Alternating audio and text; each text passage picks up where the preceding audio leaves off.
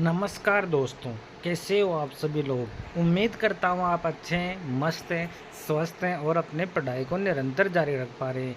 हम BSTC first year डायरियाँ भर रहे हैं, जिसमें हमारी डायरी है क्रियात्मक कार्य विद्यालय वाली डायरी है। इसका हम खेलकूद प्रतियोगिता एवं सांस्कृतिक साहित्य सप्ताह ये वाला टॉपिक को भरेंगे। ये हमारी डायरी में खेल कूद प्रतियोगिताएं एवं सांस्कृतिक साहित्य सप्ताह ये हैं। इसको हम भरेंगे। परिचय। खेल मानव जीवन की एक क्रिया एवं स्थानात्मक प्रवृत्तियां हैं जो स्वाभाविक स्वतंत्रता एवं आनंद के लक्षणों द्वारा अनुभव की जाती हैं। इसी संदर्भ में आधुनिक शिक्षा शास्त्रियों का मत है कि बालक बालिकाओं को खेलों द्वारा शिक्षा प्रदान की जाती है।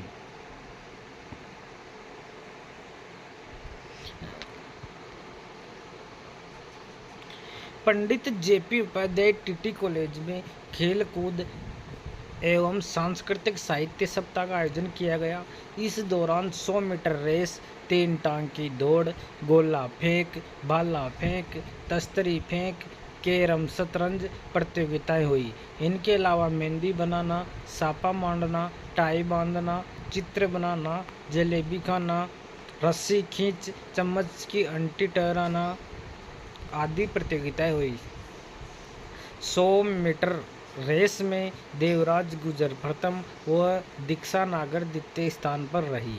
3 टांग दौड़ में लड़कों ने बाजी मारी। मेहंदी प्रतियोगिता में सभी लड़कियों ने भाग लिया, जिसमें कमला जाट, राजकौर प्रीति प्रसाद प्रथम स्थान पर रही। भाला फेंक प्रतियोगिता में महेंद्र चौधरी प्रथम स्थान पर रहा। जलेबी प्रतियोगिता में संगीता चौधरी प्रथम स्थान पर रही। टाई बांधना प्रतियोगिता में सापा बांधना में मनीष सैनी व आशीष कुमार मीणा प्रथम स्थान पर रहे। चित्र बनाने में ब्रजमोहन भैरवा, देशराज मीणा, अर्पित जोशी, अंकित यादव, जितेंद्र कुमार जांगिड़, जुगल किशोर, राकेश सैनी, रमेश आदि ने भाग लिया। गोला फेंक प्रतियोगिता में हंसराज सैनी, हनुमान सैनी, हरिओम शर्मा, जगत सिंह गुजर, रवि वर्मा, पांचूलाल आदि ने भाग लिया। रंगोली प्रतियोगिता में सपना सिंह, सुमन लता मौर्य, सुषमा सेन प्रथम स्थान प्राप्त की। कविता पाठ प्रतियोगिता में शिवानी भटनागर प्रथम, लीलावती ने द्वितीय स्थान प्राप्त किया।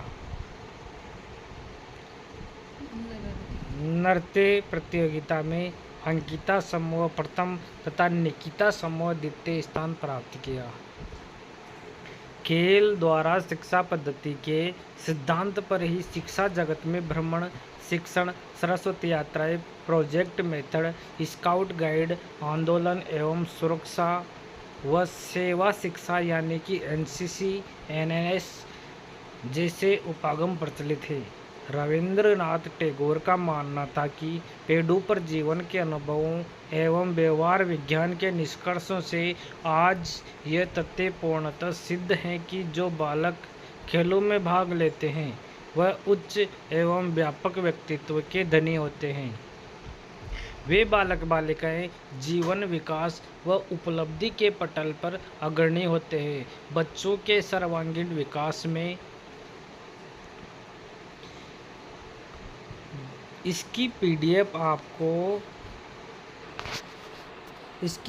आपको टेलीग्राम चैनल पर मिलेगी। टेलीग्राम चैनल पर लिंक इसके अंतर्गत है। पीडीएफ के पासवर्ड मिलेंगे आपको प्ले। इस पीडीएफ के पासवर्ड क्या है? प्ले।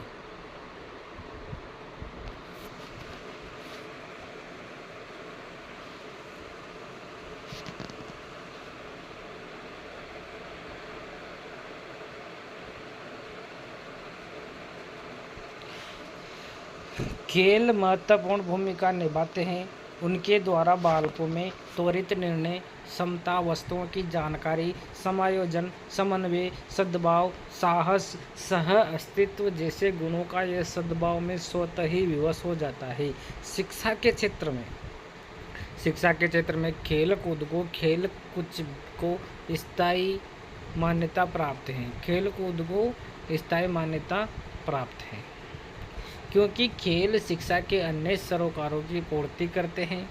प्राचीन काल से लेकर आज तक, एंतीस इतिहास से लेकर वर्तमान तक के सभी शिक्षाविदों कहा है कि स्वस्थ मस्तिष्क के लिए स्वस्थ शरीर की आवश्यकता होती है। स्वस्थ शरीर की रचना खेल जगत में कहीं भी अलग नहीं है। अतः शिक्षा के मानसिक सरोकार प्रत्यक्ष व अप्रत्यक्ष रूप से कहीं न कहीं सीखने सिखाने हेतु खेल आधारित विधियों का बाहुल्य है, जो कि इनके महत्वगामी दृष्टिकोण को सिद्ध करता है। खेलो बच्चों के लिए शिक्षा प्राप्ति का एक आसान व लोकप्रिय साधन है। खेल कूद का इतिहास उतना ही पुराना है जितना कि पृथ्वी पर मानव जीवन। खेल स्पर्धाओं का दूसरा महत्वपूर्ण खेल भावना का विकास है। ध्यान रहे कि खेल अपना एक शब्द नहीं बल्कि सूचित मानवता का प्रतिनिधित्व करने वाला एक शब्द नहीं बल्कि एक मूल्य है। सरल शब्दों में खेल भावना मानवता के तमाम अच्छे गुणों का एकीकृत व पर्यायवाची शब्द है। यदि सही संदर्भ तो खेल साधना बालकों में विकसित हो जाए तो सूचित नागरिकता का उपागम विषय सिद्ध हो जाएगा। यदि हम देखें कि संसार में जिन देशों की खेल उपलब्धियां उच्च हैं, प्राय वही देश अनुशासित व विकसित हैं। शायद इसके बाल जीवन की खेल भावनाओं में संस्कार भी हो सकते हैं। मनोवैज्ञानिक खोजों ने इस बात को सिद्ध कर दिया है कि संवेगात्मक दृष्टिकोण नहीं होते हैं, अधिक स्थिर व मूल्यवान होते हैं, जिनके मूल्यों के स्तर में लगातार वृद्धि होती है। खेल का क्षेत्र एक ऐसा क्षेत्र है जिसमें संभागी विद्यार्थी बिना किसी बाहरी दबाव में भाग लेते हैं तथा सभी भेदभावों को भुलाकर मैत्री, सद्भाव तथा सहयोग की भावना से खेलते हैं, जो राष्ट्र के लिए हितकारी हैं। प्रतियोगिताओं में तनाव या दबाव होना स्वाभाविक है। इस स्थिति में वे अपने आप को संतुलित रखना सीखते हैं। इनकी अनुपस्थिति खेलों में स्थायी का भाव नहीं रहता है। खेलों के अभाव में बालक मनोवैज्ञानिक रूप से मानसिक बीमार या स्पर्धा का अभाव उत्पन्न हो जाता है। दबाव व तनाव में वे सामान्य के विपरीत कार्य करते हैं। खेल एक ऐच्छिक आत्मनियंत्रित क्रिया है। खेल शरीर एवं मन को आनंद के लिए लगाना है जिसका कोई निश्चित लक्ष्य नहीं होता। रस्किन। खेल कार्य में एक प्रकार का मनोरंजन है। वैलेंटाइन। खेल वह है जो हम खाली समय में हम अपने पसंद से करते हैं। ग्लुक। खेल स्वयं अपने लिए की जाने वाली एक क्रिया या खेल एक निरुद्देश्य क्रिया है जिसका कोई लक्ष्य नहीं होता। मैकडूगल। खेल की उस क्रिया के रूप में परिभाषा की जा सकती है जिसमें वह व्यक्ति उस समय व्यस्त होता है जब वह करना चाहता है। Crow and crow. खेल एक स्वाभाविक प्रवृत्ति है जो आनंद या स्वतंत्रता से मुक्त होती है। यह प्रवृत्ति बच्चों, किशोरों और युवाओं में अधिक होती है। सभी बच्चे खेलना पसंद करते हैं। खेल की प्रवृत्ति अनुकरण, रचना, मुमुक्षा आदि में विद्यमान होती हैं। भिन्न भिन्न मनोवैज्ञानिकों में खेल की भिन्न भिन्न परिभाषाएं दी है। खेल का महत्व। शरीर के लिए पहली आवश्यकता मनुष्य का स्वास्थ्य है। स्वास्थ्य को जारी रखने में खेल का महत्वपूर्ण एवं विशेष योगदान है। यदि मनुष्य नियमित रूप से खेलता रहे तो उसका शरीर हष्ट-पुष्ट, शक्तिशाली, सुंदर एवं निरोग बना रहेगा। खेल के माध्यम से बालक अपने जीवन में उत्पन्न कुंठाओं एवं निराशाओं की अभिव्यक्ति करता है। फलस्वरूप उसका मानसिक द्वंद्व एवं विकृतियों को मार्गान्तर हो जाता है जो कि उसके हृदय में उपरांत उत्पन्न होती रहती हैं और इस प्रकार इसके जीवन में आनंद के साथ अतिरिक्त शक्ति का विकास भी संभव होता है। इसलिए जर्सील ने खेल के महत्व या संबंध में हो रहा है। खेल के मैदान खुले कक्षालय हैं भी खेल के महत्व को स्पष्ट करते हैं। अनेक संसाधनों के आधार पर अब यह निर्विकार सिद्ध हो गया है। शारीरिक महत्व छात्रों के पूर्व विकास के लिए जहाँ शिक्षा अनुशासन का महत्व है, वहीं खेल कूद एवं मनोरंजन का भी अपना अलग महत्व है। खेलते कूदते और प्रसन्नचित्त रहने वाले बच्चों का शारीरिक और मानसिक विकास बड़ी तेजी से होता है। मानसिक महत्व, अरस्तु ने सत्य ही कहा है कि स्वयं स्वस्थ शरीर में स्वस्थ मस्तिष्क का निर्माण होता है। मानसिक स्वास्थ्य के साथ साथ चारित्रिक संवेगात्मक विकास भी खेलों के माध्यम से संभव है, क्योंकि खेलों के माध्यम से व्यक्ति आंतरिक द्वंद्वों और संवेगों की अभिव्यक्ति करता है।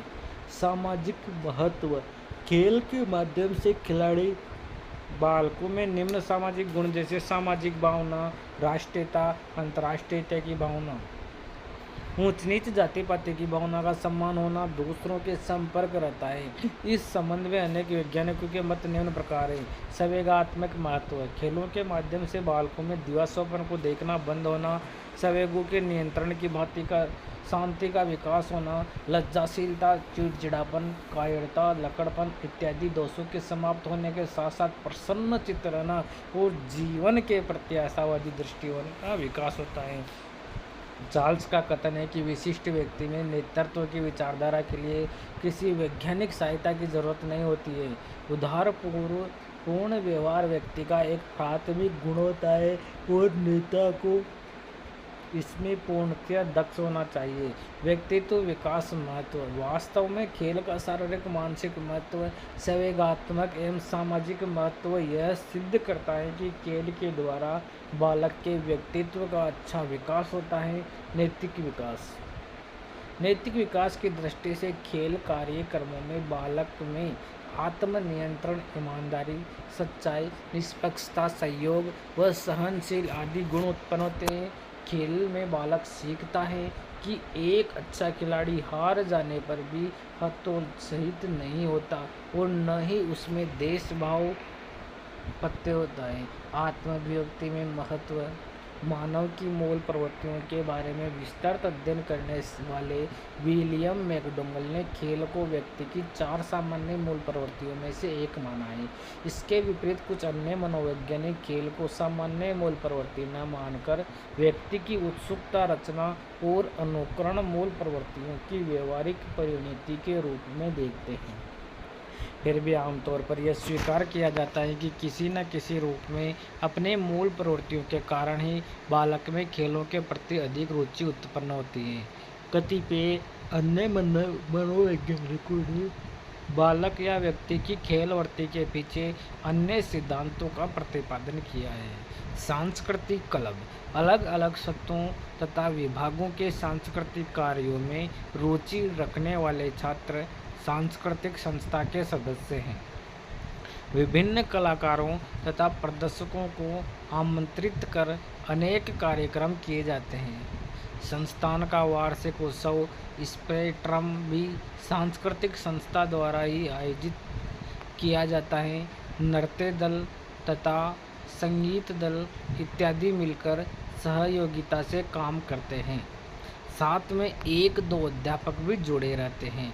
साहित्यिक क्लब, वाद विवाद, वार्ता, कविता, पाठ, सृजनात्मक लेखन, विभिन्न प्रकार के कार्यक्रम का आयोजन तथा प्रबंधन, अनुभव बांटना आदि शब्दों में असीम जादुई क्षमता है, जो किसी का घाव दे भी सकती है। और यह साहित्यिक दल शब्दों से भी खेलता है।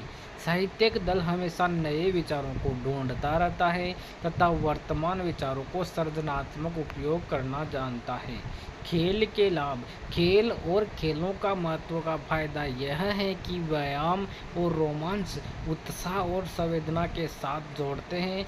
आदेश में कि आसानी से व्यायाम करते हैं, इसे दिलचस्प बनाया जाना चाहिए।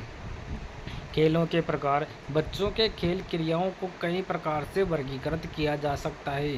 कुछ वर्गीकरण खेल के स्थान को ध्यान में रखते हुए किए जाते हैं। खेल कूद क्रियाओं की विषय वस्तु पर आधारित होते हैं और अन्य खेल क्रियाओं पर इन क्रियाओं को सुविधानुसार भिन्न भिन्न वर्गीकरण किए गए हैं। मुक्त खेल और सृजनात्मक खेल, चालनकर्ता लक्ष्यों और उद्देश्यों को ध्यान में रखते हुए कई खेल क्रियाएं आयोजित करते हैं, उनके पास खेल क्रिया को बदलने की आर्थिक अधिक स्वतंत्रता नहीं होती। अपने ढंग से खेलने के लिए बालिका स्वतंत्र है। बाहरी खेल, भीतरी खेल, जैसे कि नाम से ही खेले जाने वाले खेल बाहरी खेल पता चल रहा है। मैदान या खुले मैदान के खेल बाहरी खेल कहलाते हैं। व्यक्तिगत खेल, समूह खेल, जब बालिका स्वयं अकेले खेले तो वह व्यक्तिगत, तथा जब वे समूह में खेले तो सामूहिक खेल कहलाते हैं। इस तरह से ये हमारा खेल वाला है जो ये पूरा हुआ।